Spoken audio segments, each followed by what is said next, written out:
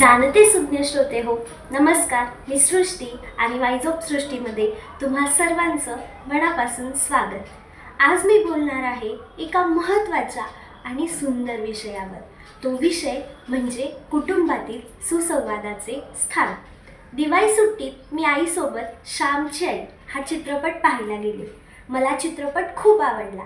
आधी पुस्तकात वाचलेला आणि मग चित्रपटातही पाहिलेला एक प्रसंग मात्र माझ्या मनावर कोरला गेला. तो म्हणजे श्याम अधीरपणे कोवळ्या मुक्या कळ्या तोडून आणतो व ती ओंजळ आईसमोर धरतो.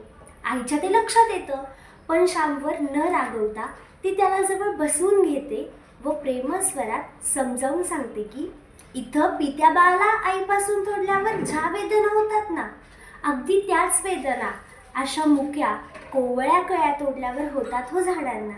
आणि या कळ्या फुलणार का आहेत?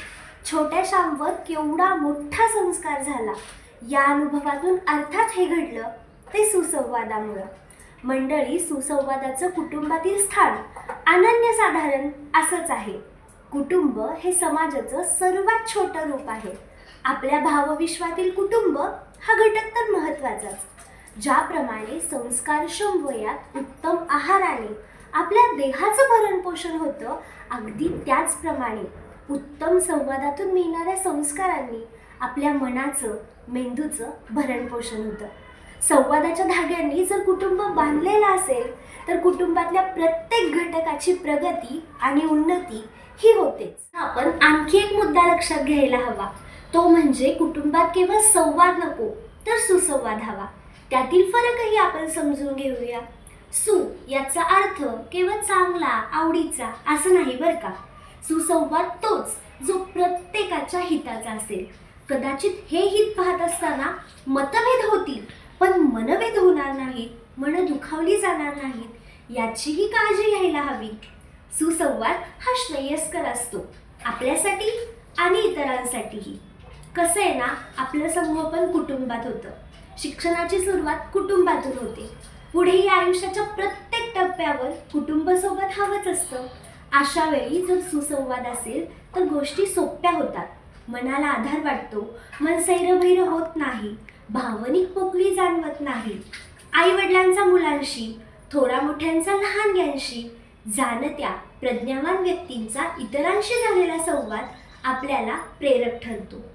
सुसंवादातील सर्वात मोठा घटक म्हणजे शब्द.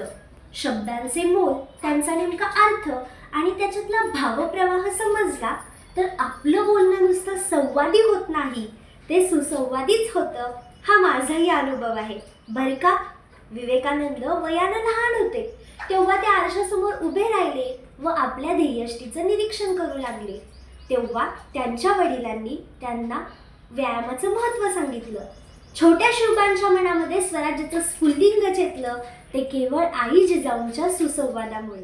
सावरकर 8-9 वर्षांचेच असतील तेव्हा भगूर येथील त्यांच्या घरी रोज रात्री शिवलीलामृत, पांडवप्रताप आदी ग्रंथांची पारायणं होत. सारी भावंड आईसमोर बसून ऐकत मनातल्या शंका विचारत समजून घेत होती. पुढे आई देवाघरी गेल्यावरही त्यांच्या वडिलांनी मुलांशी तेच संवाद. आणखी एक मुद्दा अधोरेखित करायचे, तो म्हणजे सुसंवादासाठी स्थळ, काळ आणि अवकाश या तिन्ही गोष्टी लागतात. स्थळ म्हणजे आपलं कुटुंब, ठिकाण. काळ म्हणजे कुटुंबातील व्यक्तींनी एकमेकांसाठी काढलेला वेळ. आणि अवकाश म्हणजे आपल्या मनातील भावना, विचार यांना मोकळं करण्यासाठी दिलेला अवकाश, अर्थात मोकळी. विश्वरत्न डॉक्टर बाबासाहेब आंबेडकर यांना त्यांच्या वडिलांनी अन्यायाची जाणीव करून दिली नसती व महात्मा फुले, कबीर, गौतम बुद्ध या दैवतांची ओळख करून दिली नसती तर ते इतक्या थोरपदी पोहोचले असते का? 10वीत मी अरुणिमा सिन्हाचा पाठ शिकले. माझ्या मनात आलं की तिने जर तिच्या कुटुंबाशी सुसंवाद साधला नसता तर इतक्या प्रतिकूलतेतही ती एव्हरेस्ट शिखर सर करू शकली असती का? उदाहरणं असंख्य देता येतील.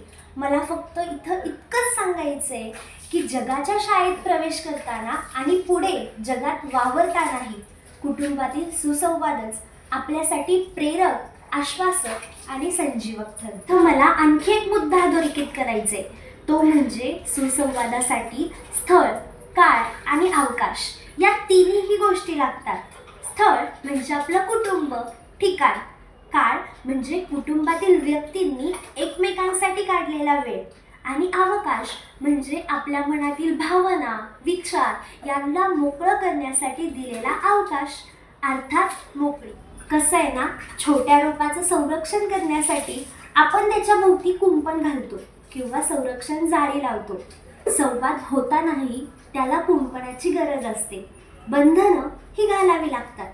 ते रोप जसं जसं मोठं होतं तसं आपण ती जाळी काढून टाकतो, पण तरीही आपण त्याच्याकडे लक्ष देतो, त्याला पाणी घालतो. ते रोप स्वबळावर वाढत असतं. कुटुंबातील संवादाचंही असंच आहे. आपण मोठे झाल्यावर आपल्या जाणत्या पालकांनी आपल्यावर असं निरीक्षणातून लक्ष देणं, हवं तिथंच मार्ग दाखवणं, हेही सुसंवादाचंच लक्षण आहे. शब्दांपासून सुरू झालेला हा सुसंवादाचा प्रवास निशब्दाच्या वाटेवरही जायला हवा. असते वाईटपण आणि आत्मीयता हे गुण आपल्याला सुसंवाद साधण्यासाठी खूप मदत करतात. आणि मग आपण हळूहळू स्वतःशी, जगाशी आणि निसर्गाशीही सुसंवाद साधू शकतो. सुसंवाद आपल्याला संवेदनशील बनवतं, मग संवादशील बनवतं आणि मग करुणाशील, प्रेमशील बनवून टाकतं. मला फक्त एवढंच सांगायचंय की शब्द समजून घ्या, शब्द उमजून घ्या. हवा तसा, हवा तिथे निशब्दांना मान द्या आणि प्रत्येकाच्या मनाचा विचार करून एकमेकांशी सुसंवाद साधा. चला तर सुसंवादाचे मोल जपूया, एकात्म कुटुंब वाढवूया. धन्यवाद.